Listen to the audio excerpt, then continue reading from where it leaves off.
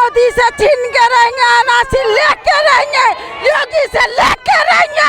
मेरे मुसलमान का हक में एनआरसी देना चाहिए। मोदी का क्या हक बनता है मेरे मुसलमान का खिलाफ में क्यों बनता है? जो अपने बीबी का साथ नहीं दे सकते हैं वो देश का क्या साथ देंगे? ये जो है ना 2 टके की इंसान है, बस चाय बेचने वाले को हमने सत्ता पे बैठा दिया ना तो अपनी औकात भूल गए हैं। ये इससे ज्यादा इनके पास कुछ नहीं आता है। मोदी जी कहते हैं कि बेटी बचाओ बेटी पढ़ाओ, ठीक है, ये सड़कों पे बिठा के बेटी बचाएंगे वो लोग। सड़कों पे बिठा के इस तरह से हम अपने हक के लिए यहाँ पे लड़ रहे हैं, तो इस तरह से बेटी बचाएंगे ये। ले देखिए हिंदू मुस्लिम और खास करके मुसलमान को इतना नीचा दिखाना चाहते हैं जिसका कोई जवाब नहीं है। अगर हम सब एक हो जाए ना तो मोदी की वाट लगा के रख देंगे। मैं खुलेआम चैलेंज देती हूँ मोदी को, अपने औकात में वो रह ले। किस सड़कों पे उतरने को तैयार हो गई हैं बेटियाँ? किसकी वजह से? मोदी जी की वजह से। वही बोलते हैं ना कि बेटी बचाओ बेटी पढ़ाओ, इस तरह से बढ़ाएंगे सबका साथ, इस तरह से सबका विकास होगा। हमें नहीं चाहिए एनपीआर, हमें एनआरसी नहीं चाहिए, हमें सीए नहीं चाहिए। इस देश को मत बांटिए, ये देश सबका है। सही बात है, एजुकेटेड नहीं है, चाय बनाते बनाते इतना ही दिमाग चलाता क्या? शायद थोड़ा सा दिमाग होता ना तो ऐसी बातें ना करते। बिल्कुल अनपढ़ गवार, जितने भारतीय जनता पार्टी में है ना सारे अनपढ़ गवार जाहिल है। भक्त भी आपकी बात अगर सुनेंगे तो उनको क्या कहेंगे? भक्त कहेंगे अंध भक्तो, गधो हो तुम, गधो, गधे हैं, गधे हैं।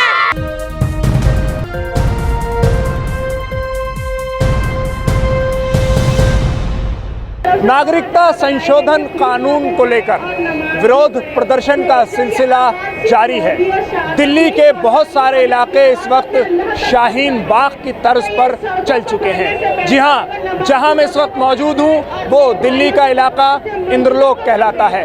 अब इंद्रलोक भी शाहीन बाग बन चुका है।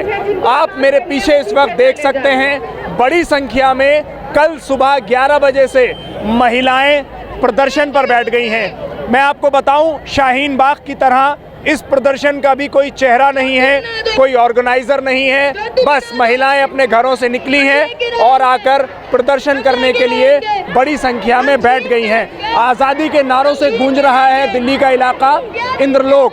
यहाँ भी उसी तरह से तमाम इंतज़ाम किए गए हैं, नमाज का एहतमाम पूरा किया गया है, आज़ादी के नारे लगाए जा रहे हैं। नागरिकता संशोधन कानून को लेकर इस वक्त पूरे देश की जनता में एक गुस्सा है और आक्रोश है लोगों में।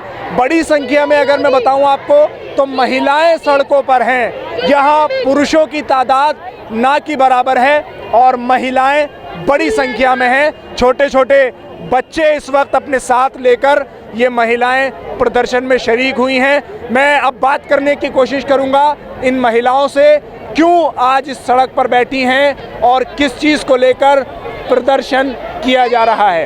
एनआरसी के लिए मोदी से छीन के रहेंगे, एनआरसी लेके रहेंगे, योगी से लेके रहेंगे। मेरे मुसलमान का हक में एनआरसी देना चाहिए। मोदी का क्या हक बनता है मेरे मुसलमान का खिलाफ में क्यों बनता है? हम उसका खिलाफ में दाखिल नहीं देते हैं, वो मेरे खिलाफ में क्यों दाखिल दे रहा, क्यों दाखिल दे रहा है? हम एनआरसी लेके रहेंगे, मोदी से लेके रहेंगे, छोड़ेंगे नहीं। हम मरेंगे जिएंगे लेकिन शान से मरेंगे। जब तक हमारी मोदी सुनवाई नहीं लेगी तब तक हम कहते रहेंगे, योगी हमारी सुनवाई नहीं लेगी तब तक एनआरसी का चलते होता रहेगा। और लड़ाई तो करेगा तो मर सकते हैं लेकिन उसका वतन से नहीं मर सकते, उसकी हुकूमत से नहीं मर सकते। हम अपनी शान से जी सकते हैं, अपनी शान से रह सकते हैं। हम मुसलमानों का हक में ये कौन होता है? इसकी क्या हिम्मत है? हम मुसलमानों का हक में ऐसे क्यों करता है? हमारे बच्चे लोग कहाँ जाएंगे? ऐसा क्या जुल्म है, ऐसा क्या सितम है? सबसे पहले तो मैं ये बताना चाहूँगी, ये जो आग आई है हमारे पास, ये जो आग आई है, ये चिंगारी आई है, ये शाहीन बाग की देन है। ये शाहीन बाग और शहजादा बाग, अब ज़्यादा दूरी नहीं रह गई है इसमें। और दूसरी बात ये है, हम एनआरसी, सीएए, एनपीआर के खिलाफ इसलिए बोल रहे हैं क्योंकि ये संवैधानिक नहीं है।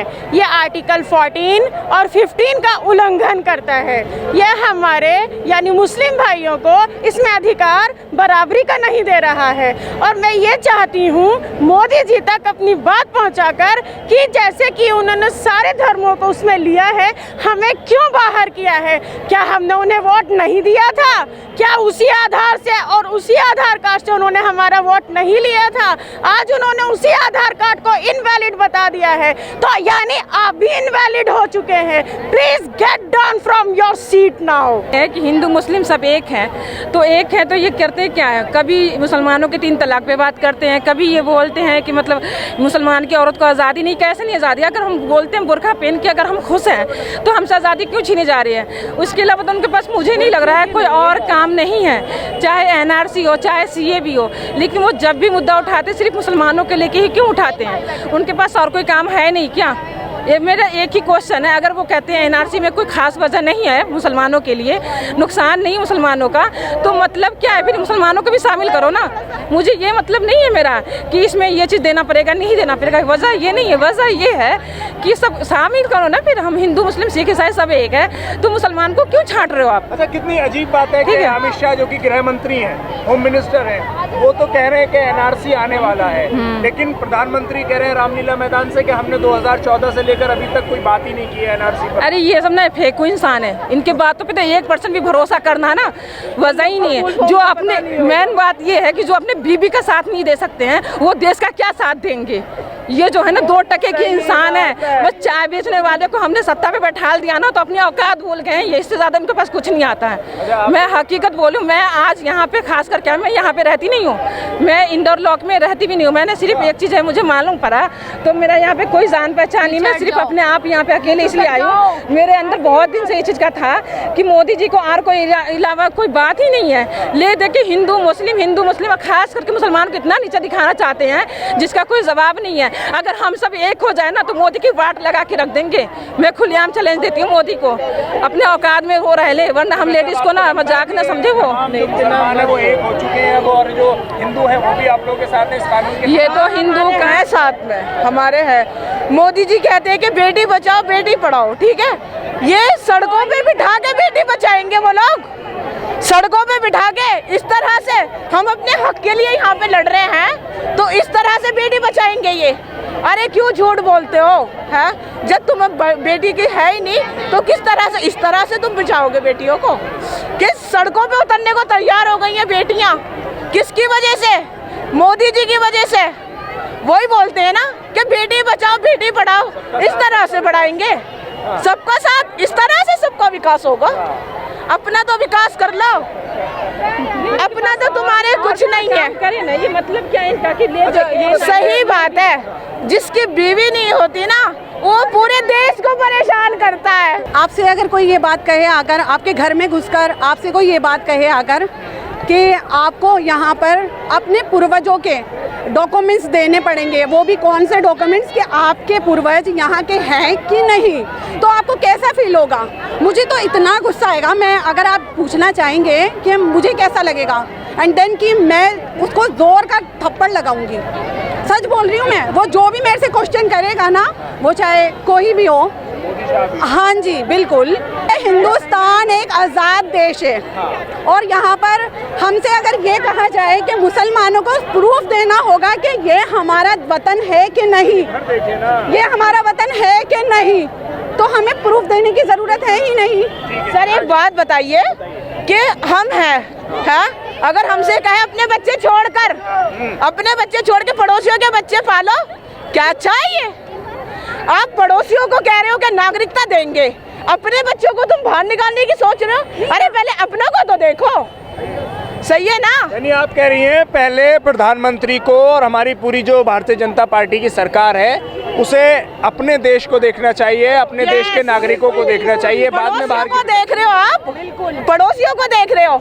अरे पहले अपने घर में तो देखो। क्या आपसे मैं कहूँ कि अपने बच्चे छोड़ को पड़ोसियों को दे दो, पड़ोसियों के पालोगे आप? बताइए, अपने लोगों को नौकरी नहीं मिल रही है, इतनी मतलब ऐसे हो रहा है। उनको देने की बात की जा रही है, उनको देने की बात की जा रही है। अरे किसने आप सही बात है, एजुकेटेड नहीं है। चाय बनाते बनाते इतना ही दिमाग चलाता क्या? थोड़ा सा दिमाग होता ना तो ऐसी बातें ना करते। बिल्कुल अनपढ़ गवार, जितने भारतीय जनता पार्टी में है ना सारे अनपढ़ गवार जाहिल है ही नहीं। भक्त भी आपकी बात अगर सुनेंगे तो उनको क्या कहेंगे? भक्त कहेंगे अंध भक्तो, गधो हो तुम, गधो, गधे हैं, गधे हैं। पब्लिक की सकूनियत का होगी जब तो ये राज करेगा, जब तो राज करेगा, पब्लिक सकून से होगी जब तो हम पब्लिक पे राज करेगा। क्या गधों में बैठेगा ये, क्या घोड़े में बैठेगा?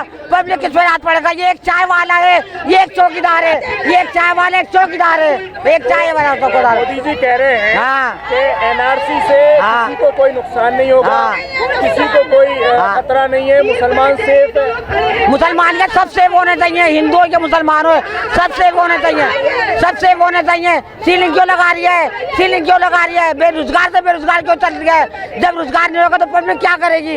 जब रोजगार नहीं होगा तो पब्लिक क्या करेगी? है ना, किसकी हुकूमत करेगा ये? हम ये चाहते हैं रोजगार दे सबको, रोजगार दे, सीलिंग खत्म कर दे, सीलिंग खत्म कर दे, रोजगार दे सबको। मोदी जी एक चीज कहते हैं कि ये जो एनआरसी है या कैब है, इससे मुसलमान का कोई नुकसान नहीं है, सिर्फ एक चीज कहते हैं। तो मैं भी उनसे एक ही बात के लिए रिक्वेस्ट करती हूँ, फिर शामिल कर दो ना मुसलमानों को, ठीक है, शामिल कर दो उसमें हमें। फिर निकाला क्यों है मुसलमानों को उससे बाहर? हिंदू मुस्लिम सिख सब है ना, तो मुसलमान को भी शामिल कर दो। इससे ज़्यादा हमारा कोई सवाल नहीं है कि उसमें हम जी सबका साथ सबका विकास है जी। तो वो कह रहे हैं कि इसमें मुसलमानों का कोई नुकसान नहीं है, तो हम भी चलो मान जाते हैं कि नुकसान नहीं है, तो शामिल कर दो ना हमें। हमारा एक ही मुद्दा, फिर क्या रीज़न है जो आपने हमें उससे बाहर निकाला है? हम लोग का कुछ नहीं चाहिए, आज़ादी चाहिए भाई। आजादी मोदी से क्यों, क्या कर दिया उन्होंने ऐसा? हम लोग एकदम उजाड़ने पर तुल गया है। अच्छा, हाँ, हम लोग आज़ादी चाहिए और कुछ नहीं चाहिए बस। आज मुसलमानों के साथ मोदी जी कर रहे हैं, कल सिखों के साथ करेंगे, पंजाबियों के साथ करेंगे, कल उनके साथ करेंगे।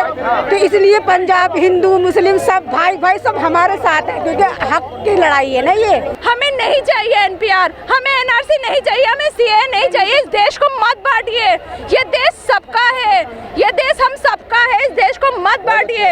हिंदू, मुस्लिम, सिख, ईसाई, भारत माँ के 4 सिपाही हैं, हम लोग नहीं जानते। आप शाहीन बाग में जाकर देखिए, वहाँ पे सरदार भी है, सिख भी हैं, हिंदू भी बैठा है, मुसलमान भी बैठा है, क्रिश्चियन भी बैठा है। एक तरफ नमाज पढ़ी जा रही है, दूसरी तरफ यज्ञ किया जाए, तीसरी तरफ गुरुद्वारे में गुरबानी पढ़ी जा रही है, क्रिश्चियन भी बैठे, चारों बंदे बैठे वहाँ पे। आप लोगों को नहीं समझ आता? आप लोगों का सिर्फ एक ही मुद्दा है, वो भी बस हिंदू मुसलमान, बस एक मुद्दा आप लोगों का। तो देखा आपने इस वक्त जो नागरिकता संशोधन कानून को लेकर देश की जनता का गुस्सा है, वो आप देख रहे हैं इस वक्त हर इलाके में फैलता जा रहा है। दिल्ली का हर इलाका शाहीन बाग बनता जा रहा है। हमने अभी जिन लोगों से बात की, जिन महिलाओं से बात की, उनका साफ तौर पर कहना है कि हम नागरिकता संशोधन कानून को कबूल नहीं करेंगे, हम इस कानून का पुरजोर विरोध करते हैं और आज यही वजह है कि हम सड़कों पर हैं। 24 घंटे अपने छोटे छोटे बच्चों के साथ हम सड़कों पर उतरे हुए हैं। मैं आपको बताऊं कि इस वक्त सुरक्षा के कड़े इंतज़ाम इंद्रलोक इलाके में किए गए हैं। रोड चलने में कोई परेशानी यहाँ हो नहीं रही है, पुलिस मौजूद है, सुरक्षा बल तैनात हैं, सीआरपीएफ के जवान भी तैनात किए गए हैं। रोड पूरी तरह से चल रहा है और रोड की जो किनारा है, रोड की जो साइड है, वहाँ ये प्रदर्शन जारी है, अपने हक की आवाज़ उठाई जा रही है। दिल्ली से कैमरा पर्सन फैयाज हुसैन के साथ न्यूज़ मैक्स के लिए साहिल नकवी।